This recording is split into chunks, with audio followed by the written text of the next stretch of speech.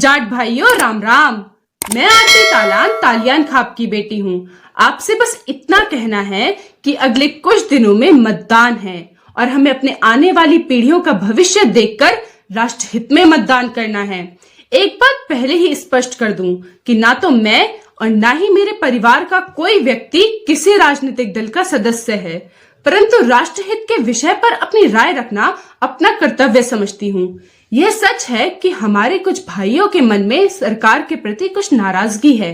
वैसे शिकायत तो सरकारों से हमारी हमेशा से ही रहती आई है।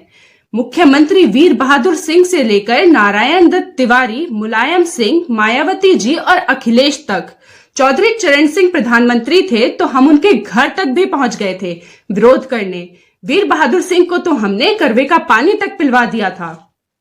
लेकिन वो नाराजगी इतनी बड़ी नहीं है कि हम मुख्तार अंसारी, अतीक अहमद, हाजी गल्ला जैसे गुंडों के नेता अखिलेश यादव को मुख्यमंत्री बनवा दें और उस आजम खान को जेल से बाहर निकलने में मददगार बन जाए, जिसकी मक्कारी के कारण मुजफ्फरनगर दंगा हुआ था, जिसके बाद हमारे बच्चे मुकदमों में उलझे रहे थे। हम भूले नहीं हैं जब 5 साल पहले शाम ढलते ही अंधेरा कायम हो जाता था। कभी शाम को बिजली नहीं आती थी, रात रात भर खेत में पड़े रहते थे पर 2 बीघा खेत नहीं भरता था। सुबह घर लौटने पर पता चलता था कि भैंस चोरी हो गई है। 2 दिन खेत नहीं गए तो ट्यूबवेल से मोटर चोरी हो जाती थी। खेतों में दिन दहाड़े बांधकर लूट लिया जाता था। रिश्तेदार भी दिन छिपने के बाद गांव में जाने से डरते थे। पिछले 5 साल में यह सब कुछ बदल गया है।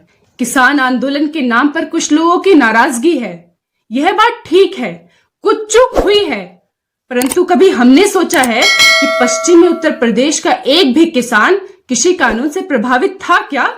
बताओ।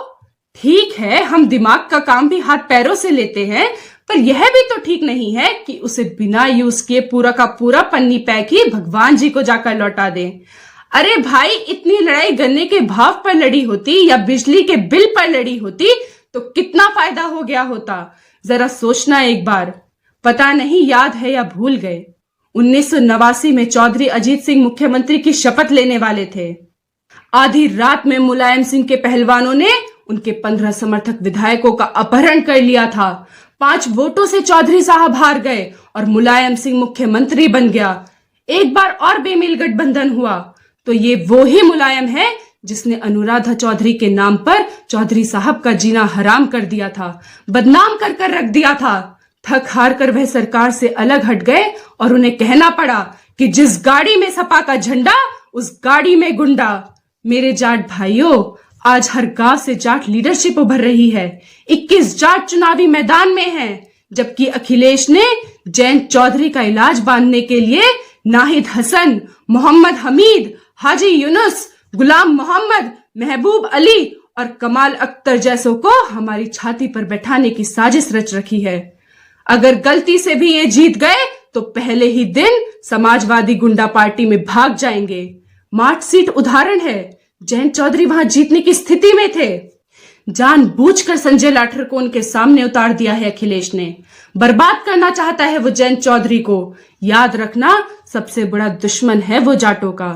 जैसे पिछली बार मायावती की कैडर वोट लेकर चुनाव के तुरंत बाद लात मार दी थी उनको, ऐसे ही अगर कुछ विधायक जयंत के जीत भी गए तो उन्हें वह अपने साथ मिलाकर जयंत को लात मार देगा, मायावती की ही तरह। परंतु मात्र जयंत चौधरी विषय नहीं है हमारा।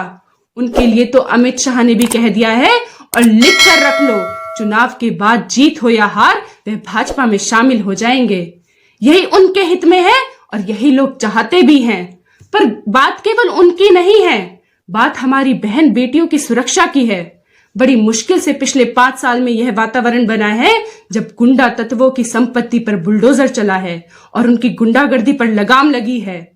हम लोग वीर गोकुला, राजा राम जाट और महाराजा सूरजमल की संतान हैं, जो मुगलों से टक्कर लेते लेते मर तो गए परंतु विदेशी ताकतों से समझौता नहीं किया। बाबर और खिलजी की संतानों से हमारा डीएनए मैच नहीं करता। हम सब कुछ बर्दाश्त कर सकते हैं पर इनकी गुंडागर्दी नहीं,